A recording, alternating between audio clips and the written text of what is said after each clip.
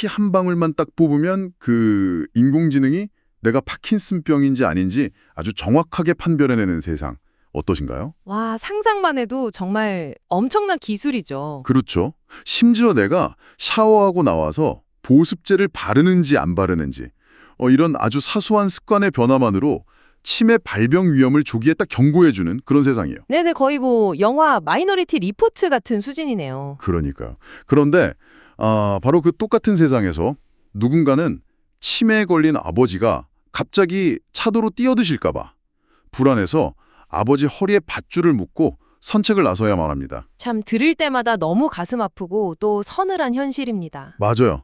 방금 말씀드린 이 극단적인 두 풍경, 놀랍게도 먼 미래나 영화 속 이야기가 아닙니다. 바로 2026년 4월 6일 오늘 우리가 두 발을 딛고 서 있는 현실이거든요.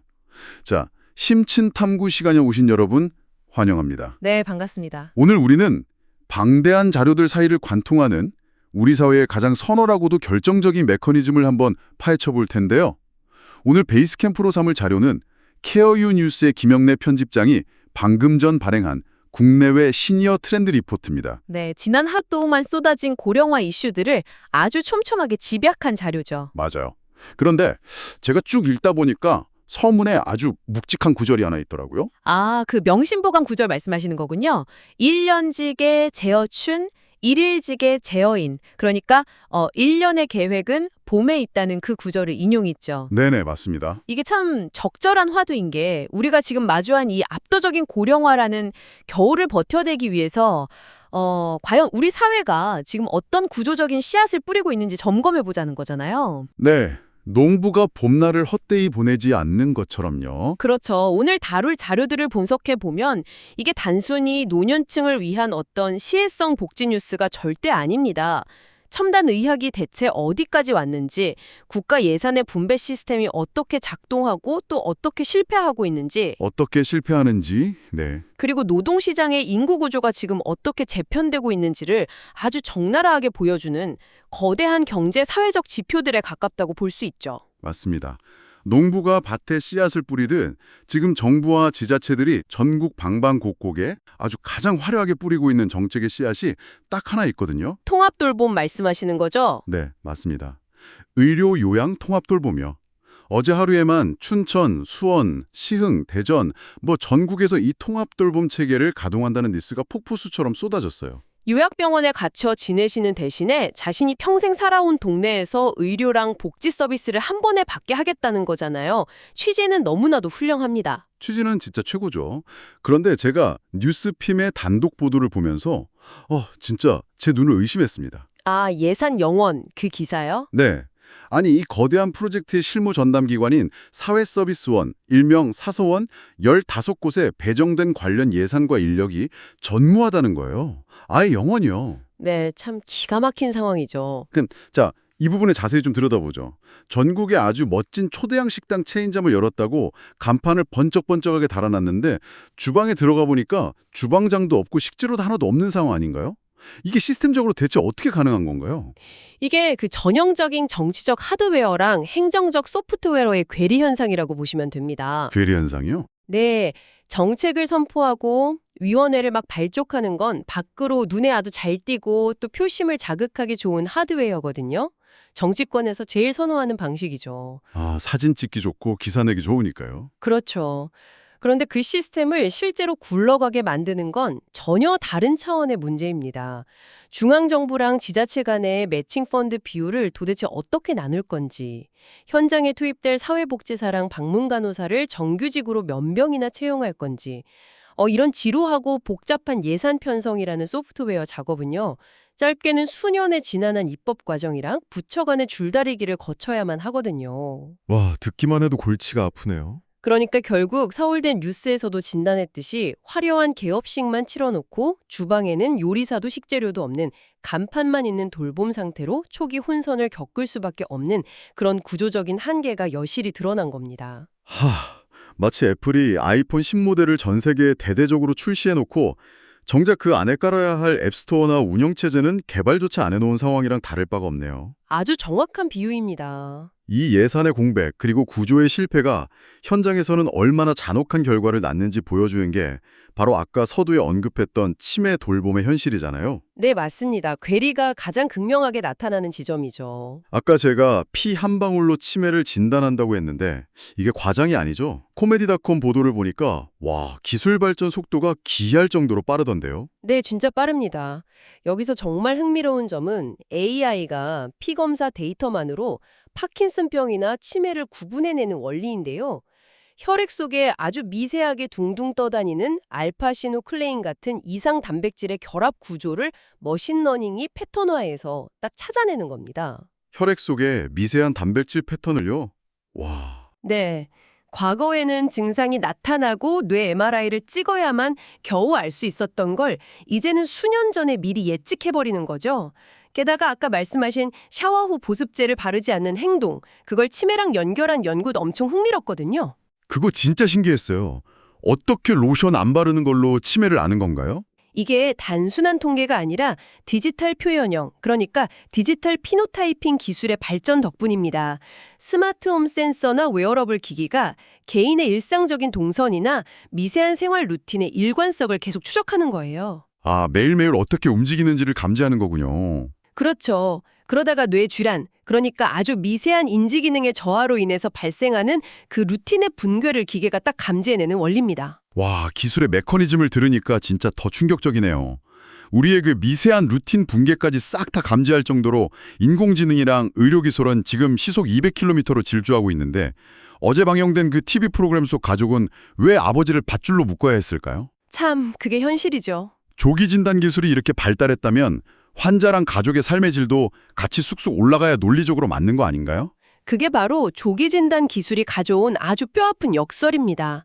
병을 빨리 발견한다는 건 바꿔 말하면 그 병을 안고 살아가면서 누군가의 돌봄을 받아야 하는 기간이 과거에는 한 5년이었다면 이제는 15년, 20년으로 확 늘어났다는 것을 의미하거든요. 아, 유병 기간 자체가 길어지는 거군요. 네, 약물로 병을 늦출 수는 있지만 결국 누군가는 계속 옆에 붙어서 환자의 돌발 행동을 막고 식사를 챙겨야 하잖아요.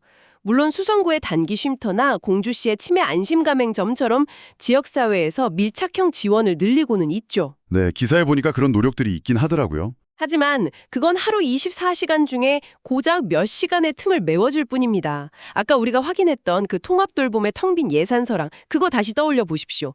국가의 돌봄 시스템이 실질적인 하중을 전혀 버텨내지 못하니까 조기 발견으로 늘어난 그 20년이라는 세월은 오롯이 가족의 육체적, 경제적 파산으로 직결되는 겁니다. 진단만 청단일 뿐이지 진단 이후의 삶은 철저하게 방치되어 있다는 거군요. 그렇다면 여기서 아주 냉정한 구조적 계산을 해볼 수밖에 없겠네요. 어떤 계산이죠? 아픈 분들을 위한 돌봄 예산이 턱없이 부족하고 지금 거의 붕괴 직전이라면 결국 국가 입장에서는 돌봄의 대상이 되는 연령층을 최대한 뒤로 늦추거나 신체적으로 아직 건강한 시니어 인구가 사회적 비용을 소모하는 대신 오히려 경제적 가치를 창출하도록 구조를 완전히 뜯어 고쳐야만 하는 거 아닌가요? 와, 아주 정확하고 날카로운 경제학적 접근입니다. 돌봄의 짐을 국가가 다 질 수 없다면 건강한 시니어를 노동시장에 더 오래 붙잡아 두어서 복지 비용을 상쇄해야 하죠. 바로 이 맥락에서 어제 하루 종일 매체들을 아주 뜨겁게 달궜던 지하철 무임승차 관련 보도들의 이면을 좀 들여다볼 필요가 있습니다. 아, 지하철 문제요? 출퇴근 피크타임에 어르신들 무임승차를 제한 안에 만회하면서 몇 년 내내 싸우던 그 오랜 논란 말이죠. 네, 맞습니다. 그런데 이번에는 흐름이 좀 많이 다르더라고요. 이재명 대표가 노인의 지하철 이용 분산을 지시했다는 보도가 있었고 또 복지부는 노인 일자리 사업 참여자들의 출퇴근 시간을 아예 출근 피크타임 이후로 조정하는 방안을 검토 중이라고 했죠. 그렇죠. 게다가 대한노인회에서도 자발적으로 출퇴근 시간 이용 자제 캠페인을 막 벌이고 있고요. 국토부가 여전히 좀 흰중론을 펴고 있긴 하지만 전반적인 분위기가 옛날처럼 강제로 막자 이게 아니라 자발적 우회로 확 넘어가는 모양새예요. 강제 제한을 포기한 이유는 너무나 분명합니다. 그 기본권 침해라는 엄청난 정치적 반발, 그리고 세대 간의 전면전을 이제는 도저히 감당할 수 없기 때문이죠. 정치적 스탠스를 떠나서 정책적으로 행동경제학에서 말하는 전형적인 넛지 전략을 취한 겁니다. 넛지 전략이요? 팔꿈치로 슬쩍 찌른다는 그거요? 네, 맞습니다. 법으로 절대 타지 마세요 라고 막는 대신에 복지부가 컨트롤할 수 있는 그 노인 일자리 사업의 근무 시간 자체를 뒤로 늦춰버리는 거죠. 그렇게 해서 아주 자연스럽게 9시 이전의 지하철 수요를 분산시키려는 의도입니다. 여기가 진짜 재밌어지는 대목인데요. 무임승차를 법으로 막는 대신 일자리 시간을 바꿔서 자연스럽게 출퇴근 시간을 피하게 만든다. 이거 굉장히 영리한 접근 방식 아닌가요? 네, 상당히 스마트한 우회로죠. 그런데 저는 여기서 약간 근본적인 의문이 듭니다. 출근 시간을 9시에서 10시나 11시로 슬쩍 미룬다고 해서 진짜 문제가 해결되나요? 어차피 병목 현상이 일어나는 시간대만 그냥 뒤로 밀리는 거 아닙니까?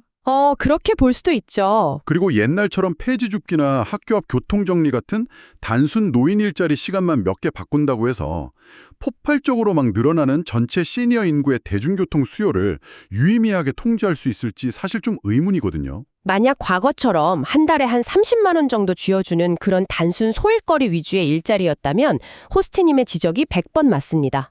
수요 분산 효과는 아마 아주 미미했을 겁니다. 그렇죠. 하지만 이걸 더 큰 그림이랑 연결해 보면요.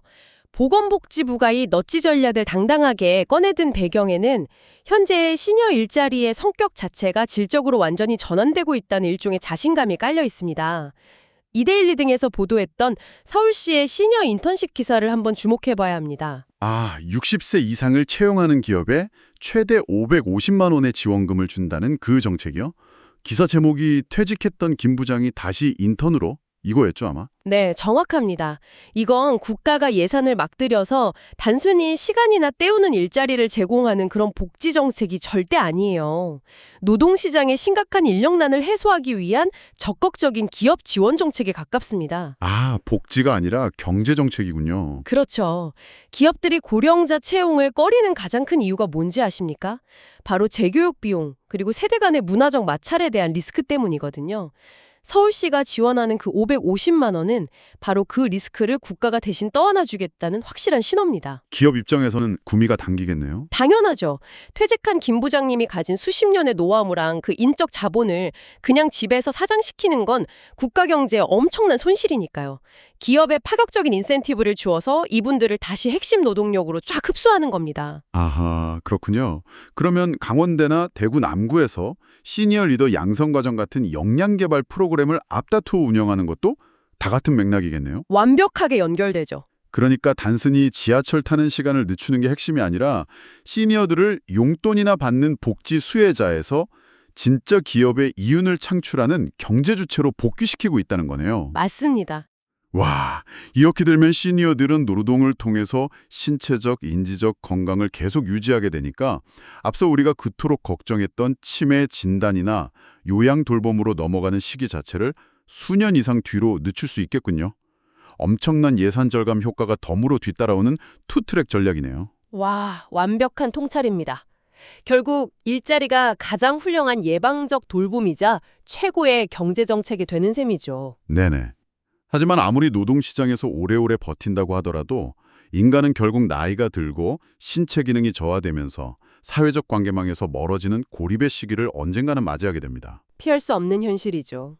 특히 독거노인의 비율이 아주 급증하는 상황에서 이 고립을 도대체 어떻게 관리할 것인가가 우리 사회의 다음 단계 숙제거든요. 여기서 어제 화제가 되었던 해외 트렌드, 캐나다 북미 지역의 AI 말벗 서비스 보도를 살펴볼 필요가 있습니다. 그 로봇 이야기요? 솔직히 저는 이 지점에서 딴지를 좀 팍팍 걸고 싶습니다. 어떤 부분에서요? 아까 우리가 국내 사서원 15곳의 예산이 0원이라는 뉴스를 같이 확인했잖아요. 예산이 없어서 현장에 사람이 못 갑니다. 그런데 캐나다처럼 독거노인 방에 인공지능 로봇 하나 달랑 놔드리고 할머니 심심하시면 얘랑 대화하세요. 이러는 거 너무 소름 돋지 않나요? 충분히 그렇게 느낄 수 있죠. 그래서 이게 다 무슨 의미일까요? 저는 이거 정치인들이나 행정 관료들에게 예산 삭감에 완벽한 면죄부를 주는 디스토피아적 시나리오라고 봅니다. 50만 원짜리 로봇 하나 띡 번져주고 사회복지사 인건비를 대폭 날려버릴 수 있잖아요. 기계한테 인간의 도덕적 책임을 그냥 싹 다 외주주는 거 아닙니까? 이 부분은 아주 중요한 질문을 던집니다. 매우 날카롭고 또 당연한 우려예요. 만약에 정말 비용 절감의 도구로만 이 기술이 쓰인다면 그건 호스트님 말씀대로 확실한 디스토피아가 맞습니다. 그렇죠. 제 말이 맞죠. 하지만 캐나다 현지에서 이 AI 말벗이 아주 성공적으로 안착하고 있는 메커니즘을 자세히 들여다보면 상황이 완전히 다릅니다. 이 AI는 단순히 오늘 날씨를 알려주거나 트로트 노래를 틀어주는 과거의 그런 명령형 스피커가 아니에요. 그럼 뭐가 다른데요? 고도화된 대규모 언어 모델, 즉 LLM을 장착해서 노인의 과거 대화 내용을 다 기억하고요. 맥락을 이어가면서 무엇보다 목소리의 미세한 떨림이나 사용되는 단어의 부정적 빈도를 분석해서 우울증의 징후를 조기에 딱 포착해냅니다. 우울증 징후를 포착한다고요? 그럼 포착한 다음에는 기계가 막 위로를 해주나요? 울지 마세요 이러면서. 거기가 바로 핵심입니다. 기계가 위로로 끝내는 게 아니라 AI가 위험 징후를 포착하면 즉각 관할 보건소에 진짜 인간 사회복지사에게 알람을 보냅니다. 아, 사람한테 연락을 하는군요. 네, 즉 AI가 인간을 완전히 대체하는 게 아니라 24시간 감시망을 아주 촘촘하게 구축하는 거예요. 예산과 인력 부족으로 일주일에 한 번밖에 방문하지 못하는 인간 사회복지사가 가장 필요한 순간에 가장 위험한 환자에게 정확히 투입될 수 있도록 돕는 트리아지, 즉 응급 환자 분류 역할을 이 AI가 하는 겁니다. 와, 트리아지 역할이요? 베트남에서 지금 진행 중인 찾아가는 심혈관 및 치역 검진 프로그램 역시 똑같은 원리입니다. 의료 인프라가 아예 없는 오지라는 물리적 결핍을 모빌리티 기술로 쫙 극복하듯이 AI 말벗은 인간의 온기가 미처 닿지 못하는 그 시간적, 정서적 공백을 이어주는 아주 튼튼한 연결다리로 기능하고 있는 거죠. 아, 인간의 책임을 지워버리는 게 아니라 그 한정된 인간의 온기를 가장 효율적으로 배분하기 위한 일종의 레이더망으로 AI를 쓴다는 거군요. 바로 그겁니다. 그렇다면 그 기술은 디스토피아가 아니라 오히려 가장 인간적인 기술이 될 수도 있겠네요. 아, 제가 너무 섣불리 기계에 대한 반감을 가졌던 것 같습니다. 아닙니다. 아주 건전한 비판이었죠. 결국 관건은 AI가 절감해준 그 비용을 다른 곳으로 꼼수부려서 빼돌리지 않고 진짜 위급한 현장에 투입될 인간 사회복지사를 늘리는 데 재투자하느냐, 거기에 달려 있겠군요. 정확합니다. 기술 도입 그 자체가 목적이 되는 게 아니라 기술을 지렛대 삼아서 인간의 존엄을 도대체 어떻게 지켜낼 것인가 묻는 것. 그게 올바른 정책의 방향성입니다. 아, 정말 숨가쁘게 달려왔습니다. 첨단 진단 기술과 치매 가족의 비극, 예산이 통통 빈 통합돌봄의 현실, 일자리 성격을 바꿔서 지하철 병목 현상을 스르륵 우회하는 넛지 정책, 그리고 캐나다의 AI 말벗까지. 네, 골직한 이슈들이었죠. 처음엔 이게 다 파편화된 뉴스인 줄 알았거든요. 그런데 결국 이 모든 게 자원이 부족한 초고령 사회에서 우리는 어떻게 생존할 것인가라는 하나의 거대한 시스템으로 톱니바퀴처럼 딱 맞물려 돌아가고 있었네요. 맞습니다. 오늘 탐구를 아주 완벽하게 요약해주는 문장이 하나 있죠. 다시 케어유 뉴스 김영래 편집장의 오늘자 리포트 한 줄평으로 돌아가 보겠습니다. 통합돌봄의 깃발은 전국에 꽂혔지만 치매 가족의 눈물과 빈 예산 서랍이 말해주듯 제도의 완성은 현장에서 비로소 시작됩니다. 네, 이보다 더 완벽한 요약은 아마 없을 겁니다. 국회에서 통과된 법안이나 시장님의 아주 화려한 브리핑이 결코 정책의 끝이 아님을 오늘 우리가 확인했죠. 뇌질환 6종을 동시에 잡아내는 기적 같은 AI가 연구실을 넘어 밧줄을 들고 거리에 서야만 했던 그 절박한 치매 가족의 거실 안으로 온전히 들어갈 때 비로소 우리는 제도가 완성되었다고 말할 수 있을 겁니다. 청취자 여러분, 오늘 저희가 짚어드린 이 수많은 이야기들이 그저 뉴스에 나오는 남의 일 혹은 막연한 노인들만의 문제로 느껴지시나요? 만약 여러분이 지금 직장에서 아주 치열하게 일하고 계신다면 퇴직 후 다시 인턴 명찰을 달고 현장으로 돌아가야 할 여러분 자신의 10년 뒤 캘린더일 수 있습니다. 그렇죠. 혹은 오늘 저녁 당장 전화를 걸어야 할, 어쩌면 스마트홈 센서의 데이터로 인지기능 저하를 매일 체크해야 할지도 모르는 우리 부모님의 생생한 현실입니다. 에이, 아직 멀었어 라고 미뤄두셨다면 오늘 퇴근길에 관련 기사를 딱 하나만 더 찾아보시거나 부모님께 안부 전화 한 통 드리는 것부터 시작해보시면 어떨까요? 작은 인식의 변화가 결국 거대한 구조를 움직이는 첫걸음이니까요. 마지막으로 오늘 탐구를 마무리하면서 청취자 여러분 스스로 긴 시간 곱씹어볼 만한 질문을 하나 던지고 싶습니다. 어떤 질문이죠? 피 한 방울로 질병의 징후를 인공지능이 척척 진단해내고 홀로 계신 어르신의 고립감과 우울증마저 고도화된 언어 모델을 가진 AI 말벗이 아주 다정하게 달래주며 24시간 모니터링하는 시대가 열렸습니다. 왜? 그러다 기계에게 절대 넘겨줄 수 없는 혹은 넘겨주어서는 안 되는 인간만의 고유한 돌봄의 영역은 과연 어디에 남아있을까요? 우리는 이 효율성이라는 이름표를 단 기계 앞에서 인간의 어떤 고유성을 증명해내야 할까요? 와, 효율성의 시대에 인간의 존재 이유를 묻는 아주 묵직한 질문이네요. 예산이 없다고 인력이 부족하다고 모든 것을 그냥 기계에 쓱 넘겨주기 전에 우리 사회가 반드시 합의해야 할 철학적 경계선이 어디인지 정말 깊이 고민하게 됩니다. 네, 꼭 필요한 고민이죠. 봄날의 농부가 꼼꼼한 흙을 헤집고 정성껏 씨앗을 심듯이 오늘 이 치열한 논의와 마지막 질문이 여러분의 마음에 의미 있는 통찰의 씨앗으로 심어졌기를 바랍니다. 오늘 저희가 준비한 심층 탐구 시간은 여기까지입니다. 이 거대한 지식의 조각들을 맞춰본 시간이 여러분의 내일을 준비하는데 아주 든든한 무기가 되었길 바랍니다. 오늘 함께 귀중한 통찰을 나누어 주셔서 감사합니다. 다음에도 흩어진 방대한 자료 속에 숨겨진 시대의 맥락을 찾아서 오겠습니다. 네, 다음 시간에 더 깊고 더 날카롭고 흥미진진한 이야기로 여러분을 찾아뵙겠습니다. 함께해 주신 여러분 고맙습니다.